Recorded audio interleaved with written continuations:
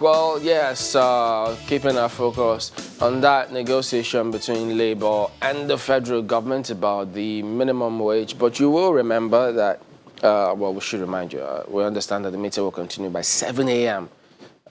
Today, or p.m., sorry. So hopefully, because it ended really late yesterday, so we'll just keep our ears close to the ground and see what happens. But then let's start off with Comrade Ajaero is here with us. He's the president of ULC. Before we even delve into all of these meetings, many were surprised that the information they had from you that this meeting or all of this, the strike, the pending, it's not going to happen. You don't support it. What really is your position on this negotiation? Well, already you have seen my position. The NLC and TUC gave deadline for a strike on the 16th. And I looked at it, and they excluded the key sectors of the economy that could make the strike effective. So it's like they wanted to take an action, a kind of lame duck action that is meant to collapse or that will not succeed. And I waited for their leaders, you know, maybe the NLC president, to say we are going on strike on so date. What we were hearing was kind of rumor. And 16th came anyway. Today is 18th. And as you can see, they are telling them you hold meeting in the night, you hold meeting in the morning. So I said that, look, you can't continue to deceive Nigerians. You know, and they even shot themselves on the foot by saying we're asking for 29%. You know, consequence. Before we go to those issues, the same NLC denied ever putting out a notice for going on strike. God bless you. So why are you now asking me my position then when I said there was no action and it's dead on arrival and I'm not part of it? So you can see my position already. If the same people that they have mobilized, they have written letters to their state councils, and in some states like Delta and others, they commenced even yesterday based on directive from the national. And they came just yesterday to say we never. So you can see why. So there is some confusion then? Yeah, there is confusion. It's an action that was not meant to be. You know, and coming from an insider's position, as a unionist of many decades, you know, I saw it that, look, we are not part of this trash, and this will further destroy the labor movement. If you say that organized labor will go and will take an action for minimum wage, and the action is just dead on arrival, that will further deepen the rating that we have had all these years. So when you say they excluded key sectors, what do you mean by that? Do you mean they excluded ULC, or what are these key sectors? I know that ULC, you were hearing NLC, TUC strike. But during the negotiation, the ULC, the TUC, the NLC were among the 16 panel negotiating team. And when we were picketing that the minimum wage be approved, the ULC, the TUC, the NLC, all of us were involved, and we pushed it. And then when you now want to take an action, you know, for the consequential adjustment, you now said, it's these two people that will take it. And I'm not, without boasting, if you take off the ULC, you know, where you have electricity, NUPENG, the pilots, there's no action that will be successful. But when the negotiations end eventually, whatever comes out of it, will it also apply to your workers also? No. You see what happens was that we have been the force behind labor. There's nobody in the sectors that I mentioned here that collects 30,000. We negotiate almost every 2 weeks. Sorry, every 2 years. So I think that there's nobody where that collects in the sectors that will cover, either in the oil and gas. That's the ULC or the entire labor. Yes, because we have a negotiating machinery, you know, that negotiates workers' salaries, you know, periodically. Now, why we back them on the issue of minimum wage is to make sure that the weak, you know, are equally protected based on the minimum wage law. You know, it doesn't mean that any of the people in any of these sectors collect 30,000 or 50,000 or whatever as a least pay. Could that then be why your union was not carried along in this negotiation? Well, you don't drop the engine, you know, when you want to take a long ride. That's the only issue. And I made it clear. You know, you can see that they didn't ask of me. And I said, yes, they did ask of me. But this vehicle will not move because they didn't want to move with the engine. That is concerning the strike. Yeah, the strike. The so-called strike. Yeah, the strike. Okay, but for the negotiation, ULC had always been part of that. Yeah, until the time 30,000 was approved. But it's a question of paying it and implementing it. You know, they did not say, oh, let us do it the usual way we do it. And we felt that, look, the usual way you do it, even by because the minimum wage had a kind of 66% increase. And then you are demanding for 29%, adjustment. Already you can see that you have started reducing your demand. And if you demand for 29%, what do you think they will offer you? So you think it should have been across board? Across board, if they can't get it, they will get something higher. I'm sorry, I need to take you back to what you said about the ULC. So your workers, you say, they don't earn 30,000 naira. So how does it work with workers under the ULC? I'm trying to understand. Grade level. Well, what happened is that minimum wage, the way it is approved now, is like 30,000 is a standard that nobody should pay less than 30,000. Now, depending on your power in the sector, you go into the sector and demand your own minimum.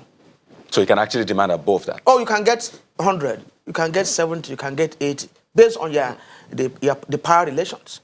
But you see, why some of us come on solidarity action, asking for a national minimum wage, is that there are people, there are unions, that even if they strive for the next 10 years, the government will not listen to them. But there are unions that when they call action for one day, whatever you ask for, will be done. And the action will have a strong effect. So that was why when they now said those unions with such force, are not part of us. And we currently say, yes, we are not part of you. But we know that this movement you are going without us, you will not go far. And 16th they were now saying we never propose action. And what you are seeing now is that maybe meeting in the night, meeting in the morning, endless meeting that will not come. Even if you give them 29% they're asking for, what does that translate to? I think that's the point we are trying to make. So are you trying to say that they can actually get better than they're asking for? No, very, very easy. They can get better. But do you think government can pay? Government can pay. But you see, this issue of ability to pay, whether government can pay or government cannot pay, I've discussed it here before. If we block areas of wastages, we can pay. What areas of wastages? Like the foreign trips type of No, blockage? Foreign trips is even minor. What you pay to National Assembly. We run a realistic budget, not a budget of borrowing, to pay people in National Assembly, to buy vehicles for them. We look at the issue of good governance, reduction in the size of government. But at this moment, we don't have all of that. That's the concern. I mean, even the 18,000 naira minimum wage, the previous 18,000 naira minimum wage, some states couldn't pay. The federal because of government had to conspiracy between some labor leaders and 2 state governments. Now, when we notice such conspiracies, we'll start to cry. But states like Edo, we are paying 25,000 naira minimum wage. You can see that between 25,000 and 30,000 now is not going to be a big problem. But Lagos was not paying in this adjustment. And I'm telling you that minimum wage is 30,000 for people on level 1, step 1. In the entire civil service, you can't get 100 people on level 1, step 1. That means it's like nothing happened. Nobody's been even recruited on level 1, step 1. So those are the people that are telling you 30,000, and we now start to adjust. Let them give you a report of the people on level 1, step 1 in the entire public service. But did you also speak up about some of these conspiracies to let Nigerians know what's going on? Yeah, that was why we spoke out and say, look... Not now, I mean previously. Oh, we have been on it. I've been here, time without number. When I even mentioned that in Zamfara, they were still paying them 7,500. And somebody, a union leader, will go there and conspire with the government. El-Rufai came up and sacked the workers, the teachers and whatever in Kaduna. Nothing happened. And he had his way. Lagos State here, before this minimum wage, 18,000, they were not paying, they were not implementing it. And now it wasn't the issue of viability of such states. It was the political will of the governors and even the union leaders. No, but to be fair to Labour, some part of NLC, I remember they had some protests. They had in Imo, they had I think even in Kaduna and some of these states, they did protest. They had some of those meetings, but what became of it is a different kettle of fish. When you do a protest without a biting action, nobody will take you serious. If you finish dancing, you go home. The Imo you are talking of or whatever, if we shut down Imo and we say no flight goes to Imo, no electricity in Imo, no fuel in Imo, they will negotiate. You're going to be crippling the economy. Fine. The country is struggling with the economy. How do you want to take this kind of action? Because IMO had the capacity to pay. But the NLC leadership went to IMO, had an agreement with Rochas, and he was paying 70% of the minimum wage until he left. Why will you do such a thing? Is that the conspiracy you're talking about, for example? Serious conspiracy. After a day protest in the streets of Owerri, Rochas went and he told them, look at whatever we generate, you bring your people, we pay. And they were not showing them the rebook. And workers there were receiving 70% of 18,000. So what did you do about when? I mean, this is major. What did you do? What steps did you take? You said you have talked. The same way, if I am not controlling the workers in the Ministry of Education, the civil servants, the teachers in that state, I can only say this: you can't cry more than the bereaved. So from what you're saying now, so far, when you said you're not with, this strike action, it doesn't mean you're in support. What you're saying is, you're not saying you're supporting government. You're saying that you're waiting to fight another day. No. You see, it can't be that I'm supporting government. I'm saying that my people have, abandoned the struggle. And they're giving outsiders the impression as if that they're on it. And I say, this is not the way it's supposed to be.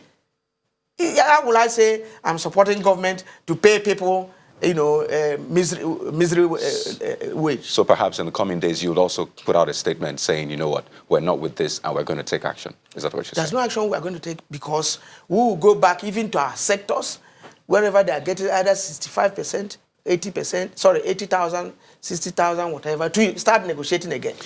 How are they deceiving the people and not giving them the real information because they are still negotiating with governments? Or is it because of when they say they're going to go on strike without the relevant bodies? Fine. When they say they are going to go on strike, and when they ask for 29% of a salary increase of about 66.7%, and you are demanding for 29%, and you are saying you are going on strike without the armor. Okay, so if we look at this, this is some of the information emanating from that discussion, which we'll resume a little later. Some of the highlights now. 29% salary increase for officers on salary grade level 7 to 14. 24% adjustment for officers on salary grade level 15 to 17. But LFG is proposing 11% salary increase for officers on grade level 7 to 14. And 6.5% adjustment for workers on grade level 15 to 17. So what Labour is giving and what government is proposing completely different. So they're still trying to sort it out. But even this disparity notwithstanding, you're still saying that they're saving the people by 29%. Yeah, you see, the demand, were they expecting the federal government to accept that 29%? You see, when you want to make demand, you don't cheat yourself. So if they demand 29% from the 66.7 or whatever percent salary increase, were they expecting the federal government to accept? The answer is no.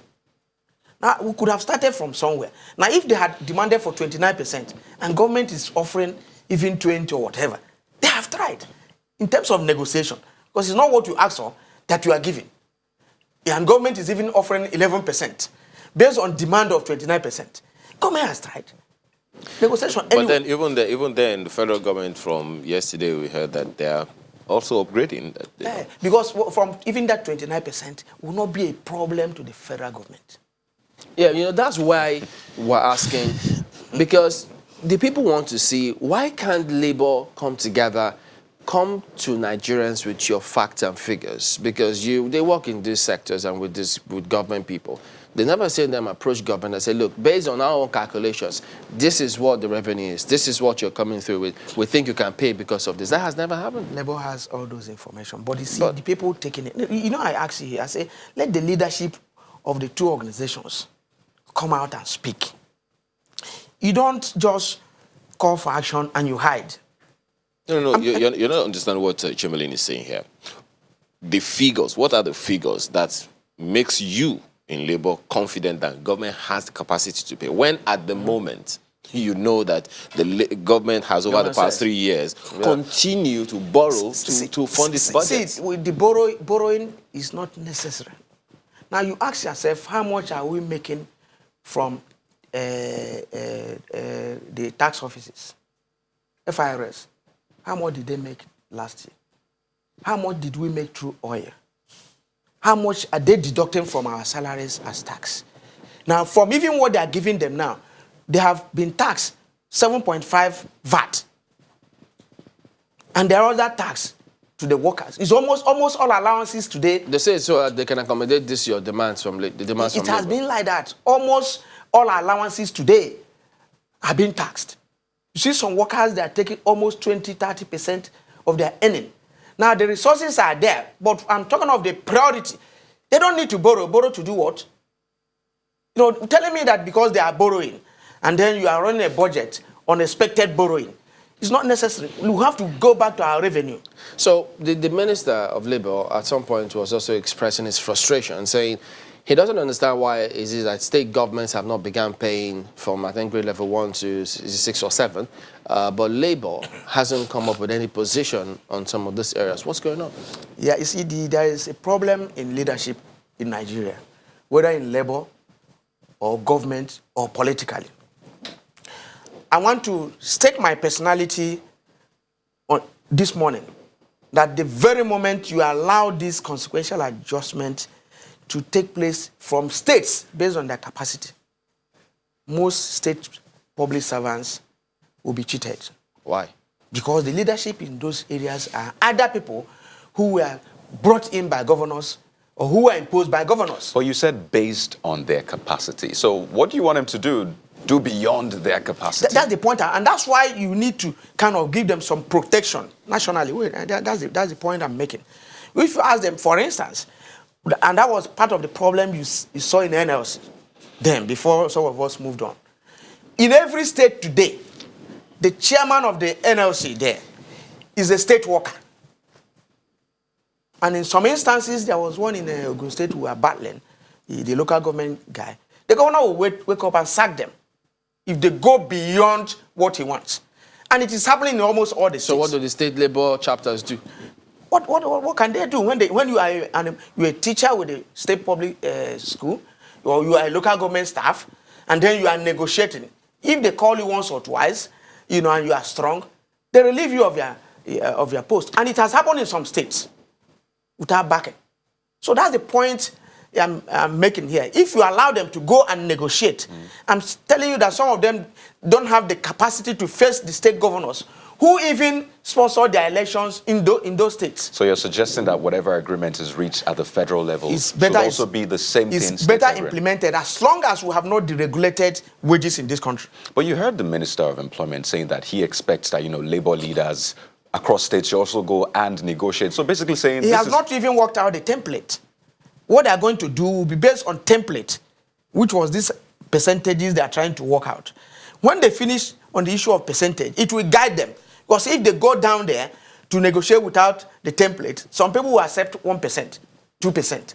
So they need a guidance. They can't just go to the states and meet the governors and start negotiating afresh. So let us see the federal template.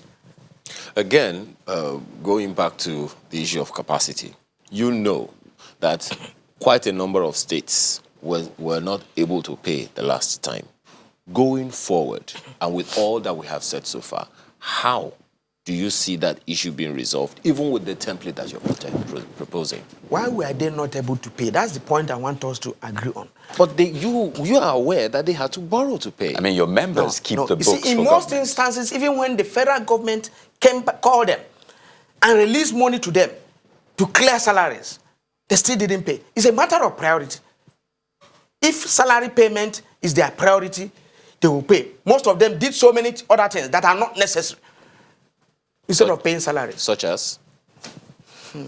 Campaign, lavishing lifestyle, you know, creating offices, creating ministries that are not necessary, Ministry of Happiness, you know, and so many other things. But that was in the past.